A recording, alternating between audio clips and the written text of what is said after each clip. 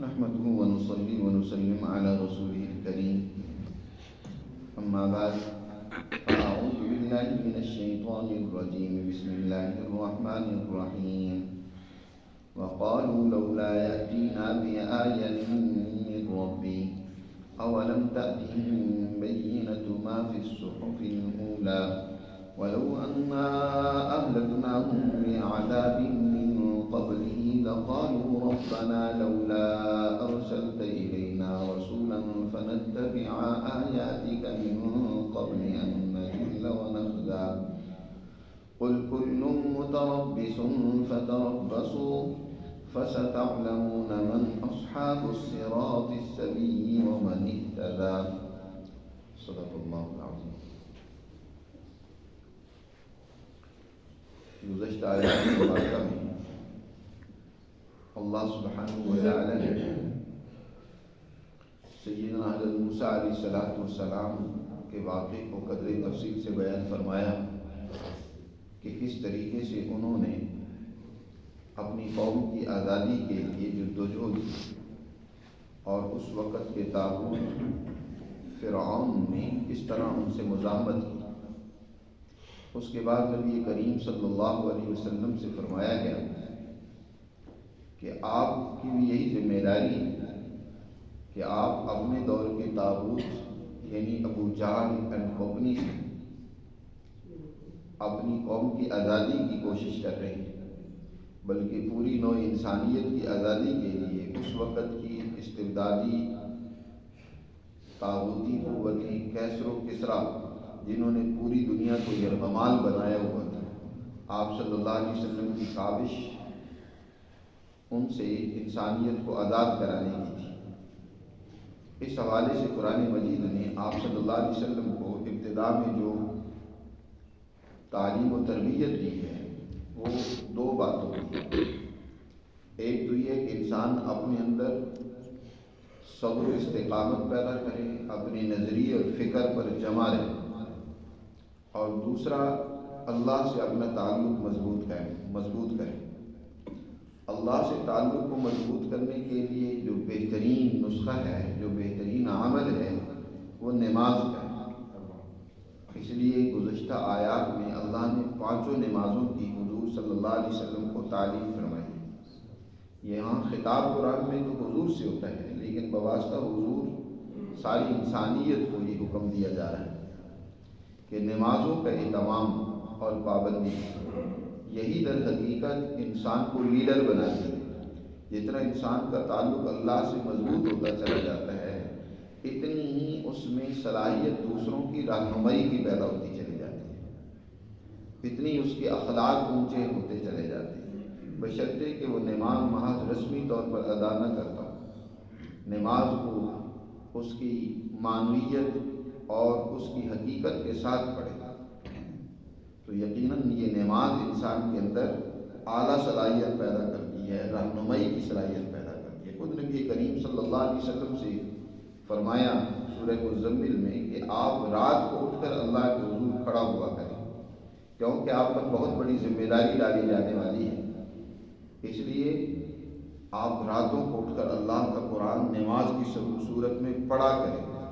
اس بڑی ذمہ داری کو ادا کرنے کے لیے رات کو اٹھ کر اللہ کے حضور حاضر ہونا، نماز پڑھنا، ان ناشئۃ اللیل ہی اشد وطئا واقوم قیلا، یہ انسان کی تربیت میں بہت اہم کردار ادا کرتا ہے. کیونکہ راتوں کو اٹھنا عام آدمی کے لیے بڑا مشکل ہوتا ہے. وہی اٹھے گا جس نے کسی بڑی ذمہ داری کو ادا کرنے کا عزم کر رکھا ہوتا ہے. تو یہ رات کا اٹھنا در حقیقت نماز کے ذریعے سے یہ بہت کارگر اور مفید ہے. تو اس کے بعد یہاں سے اللہ سبحانہ وتعالی مخالفین کے اس دور کے اعتراض کو ذکر فرما رہے ہیں.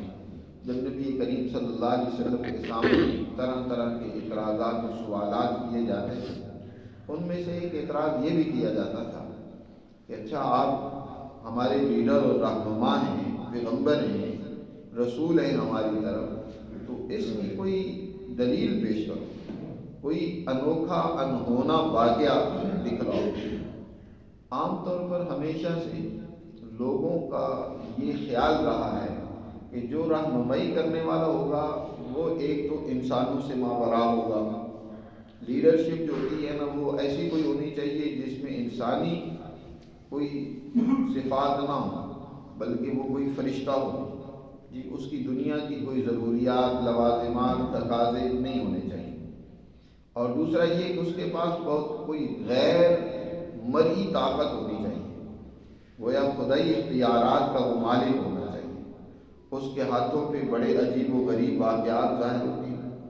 جی وہ اشارہ کرے تو آسمان سے من و سلوہ اتر آئے، اور وہ اشارہ کرے تو پہاڑ سونے کے بن جائیں، اور وہ اشارہ کرے تو جہاں ضرورت ہو نہروں کی بس اس کے اشارے سے نہریں بہنے لگ پڑے. طرح طرح کی اس طرح کی معجزات. وہی مکہ کے لوگ بھی حضور سے ان کا مطالبہ کرتے تھے. قرآن نے یہاں ان کا جواب دیا ہے مختصراً اور بہت ہی عمدہ انداز میں جواب دیا ہے. پہلے تو ان کا قول جو ہے اس کو نقل کیا، فرمایا وقالوا، اور یہ کہتے ہیں لولا یاتینا بآیۃ من ربی، آپ اپنے رب کی کوئی نشانی ہمارے پاس لے کر کیوں نہیں آتے؟ کوئی معجزہ، کوئی بڑا ہی انوکھا ہے واقعہ وہ ہمارے سامنے پیش کریں. قرآن کہتا ہے کہ سمجھنے کے لیے انہونے واقعات کی ضرورت نہیں ہوتی. سمجھنے کے لیے تو تعلیم کی ضرورت ہوتی ہے، تربیت کی ضرورت ہوتی ہے، عقل کی ضرورت ہوتی ہے، رہنمائی کی ضرورت ہوتی ہے. جو انہوں نے کام کرنا ہے، جو ان کی ذمہ داری بنتی ہے، اس حوالے سے تو اللہ نے صرف اس قرآن میں ہی نہیں بلکہ پہلی اپنی آسمانی کتابوں میں بھی اس حقیقت کو واضح کیا. قرآن جو کچھ کہہ رہا ہے، یعنی حضور جو کچھ بیان کر رہے ہیں، یہ کوئی آج کی بات تو ہے نہیں. اس کی پیچھے ایک بہت بڑی تاریخ ہے. حضرت موسیٰ علیہ السلام کی جو جدوجہد وہ دیکھ لیں، جو کچھ انہوں نے انسانیت کو بات سمجھائی، نبی کریم صلی اللہ علیہ وسلم بھی وہی بات سمجھا رہے ہیں. یاد رکھو انبیاء علیہ السلام وہ ایک ہی سلسلے کی کڑی ہوتی ہے، ایک ہی زنجیر کی کڑی ہوتی ہے. حضور نبی کریم صلی اللہ علیہ وسلم نے خود اس کو واضح کیا ہے. فرمایا کہ انبیاء کی مثال یوں سمجھو جیسے ایک قصر ہے، ایک محل ہے، ایک مکان ہے، اس میں ہر اینٹ دوسرے کو مضبوط کرتی ہے. تو فرمایا ایک نبوت کا محل تھا، اس کی آخری اینٹ باقی تھی، وہ پہلی صورت میں آ کر پوری ہوگی. ٹھیک، تو انبیاء ایک دوسرے کے نظریے، ایک دوسرے کی عقائد اور فکر اور عمل کی ترجمانی کرتے ہیں. جو پہلے پیغمبر نے کہا ہوتا ہے، آنے والا پیغمبر اس کی تردید نہیں کرتا بلکہ اس کی تصدیق کرتا ہے. اور پہلے والے پیغمبر کی تعلیمات گویا کہ وہ مصدق ہوتی ہیں بعد میں آنے والے کے لیے، کہ جو کچھ انہوں نے بیان کیا ہوتا ہے وہی بیان کر رہے ہوتے ہیں. ہاں البتہ حالات کے تقاضے کے ساتھ کچھ شریعت میں، کچھ فروعی مسائل میں تھوڑا فرق آ جاتا ہے. ہر دور کے حالات بدلتے ہیں، اس کے تحت جو ہے وہ اللہ تعالیٰ کچھ احکامات میں رد و بدل کرتے ہیں، تبدیلیاں کرتے ہیں. تو فرمایا یہ آپ سے کوئی نشانی مانگتے ہیں. اولم تأتیہم بینۃ ما فی الصحف الاولی، کیا ان کے پاس واضح بیان نہیں آ چکا جو پہلی صحیفوں اور کتابوں میں موجود ہے؟ دنیا میں اکثر آبادی اس وقت بھی عیسائیت پر مشتمل تھی یا یہودیت پر مشتمل تھی، دونوں ہیں، مانتے تھے آسمانی اور الہی کتابوں کو. تو حضرت عیسیٰ علیہ السلام کی تعلیمات کو دیکھ لو یا موسیٰ علیہ السلام کی تعلیمات کو دیکھ لو، تو جو کچھ آپ کہہ رہی ہیں وہ اس کے مخالف نہیں ہے. آپ بھی وہی بات کہہ رہے ہیں. وَلَوْ أَنَّا أَهْلَكْنَاهُمْ بِعَذَابٍ مِّن قَبْلِهِ، اب قرآن ہوئی، اس لیے قرآن کو کہا گیا کہ یہ قرآن مہیمن ہے.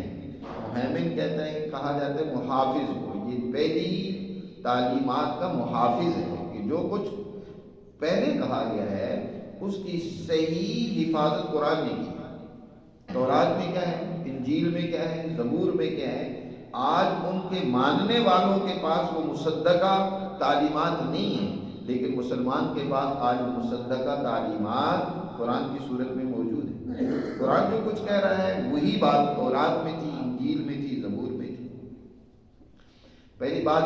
دوسری بات یہ ہے وَلَوْ أَنَّا أَهْلَكْنَاهُمْ بِعَذَابٍ مِّن قَبْلِهِ، اس قرآن کے ذریعے سے انہیں سمجھایا جا رہا ہے، اس پیغمبر کے ذریعے سے انہیں رہنمائی دی جا رہی ہے. اس سے پہلے اگر ان کو ہلاک کر دیا جاتا تو یہ کل قیامت کے دن اللہ کے حضور کہتے کہ یا اللہ تو نے ہماری طرف کوئی رسول ہی کیوں نہیں بھیجا، ہم اس کی اتباع کرتے، پیروی کرتے اور اس طرح ذلت و رسوائی سے بچ جاتے.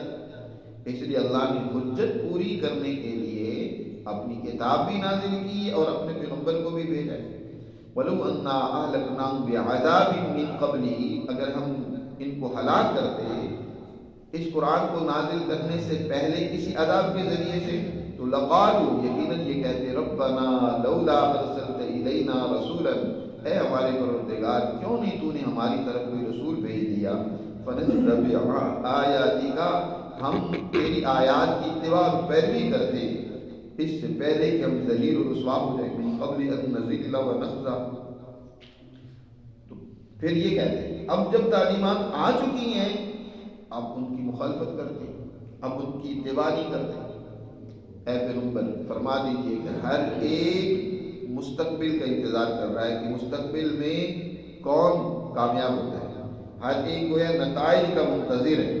مسلمان جماعت بھی، وہ اس قرآن مقدس کو ماننے والی جماعت بھی، وہ بھی مستقبل کو دیکھ رہی ہے کہ مستقبل میں ہمارا کیا مقام ہوتا ہے، اور مخالفین وہ بھی مستقبل میں دیکھ رہے ہیں کہ ہم کس کھاتے میں جاتے ہیں. تو قل فرما دیجئے کل متربص، ہر ایک منتظر ہے، تم بھی انتظار کر لو، تھوڑا سا انتظار کر لو. ہر ایک کام کا وقت مقرر ہے، تمہیں پتہ چل جائے گا کہ تمہاری کرتوتوں کا نتیجہ کیا نکلتا ہے، تمہیں کیا سزا ملتی ہے. مسلمان جماعت جو اعمال کر رہی ہے اس کے نتائج ان کے سامنے کیا آتے ہیں. فَسَتَعْلَمُونَ، جلد ہی تمہیں پتہ چل جائے گا، من اصحاب الصراط السوی، کون درست اور سیدھے راستے والا تھا اور کون تھا جس نے ہدایت کو اختیار کیا اور کس نے ہدایت کو چھوڑ دیا. مستقبل میں تمہیں پتہ چل جائے گا. تو قرآن مجید نے ان آیات مبارکہ میں اس حقیقت کو واضح کیا ہے کہ انبیاء علیہ السلام کی تعلیمات در حقیقت قرآن کی تائید کرتی ہے. تو جو پہلی شریعتوں کو مانتا ہے، تعلیمات کو مانتا ہے، تو اس پر لازم ہے اگر وہ سچا مخلص انسان ہے، اپنی تعلیمات کے ساتھ خلوص رکھتا ہے، تو یقیناً قرآن کو بھی مانے گا، ان کی تعلیمات پر بھی عمل کرے گا. وگرنہ وہ ضدی ہے، گرم ہے، وہ اس کی سوچ میں تعصب موجود ہے. سچائی کو مانے گا تو یقیناً قرآن کو مانے گا. تو اس طریقے سے قرآن مجید نے اس سورہ طٰہٰ کو اس کا آغاز کیا تھا، طٰہٰ ما انزلنا علیک القرآن لتشقیٰ، ہم نے یہ قرآن اس لیے نازل نہیں کیا کہ کسی قسم کا تمہیں مشقت میں مبتلا کیا جائے، کوئی تکلیف میں ڈالنا تمہارے لیے مطلوب نہیں ہے. اب یہاں صورت ختم ہو رہی ہے تو آخر میں پھر قرآن کی اہمیت کو واضح کیا ہے کہ یہ قرآن وہ ہے جس کی تائید پہلی کتابوں سے بھی ہوتی ہے، اور جن قوموں نے اس کتاب مقدس کو تسلیم کیا، اس پر عمل کیا، ان کا مستقبل یقیناً بہترین ہوگا. اور جنہوں نے اس سے انحراف کیا اس سچی تعلیم سے، تو یقیناً ذلیل و رسوا ہوں گے. اللہ ہمیں سمجھ نصیب فرمائے اور اپنے احکامات پر عمل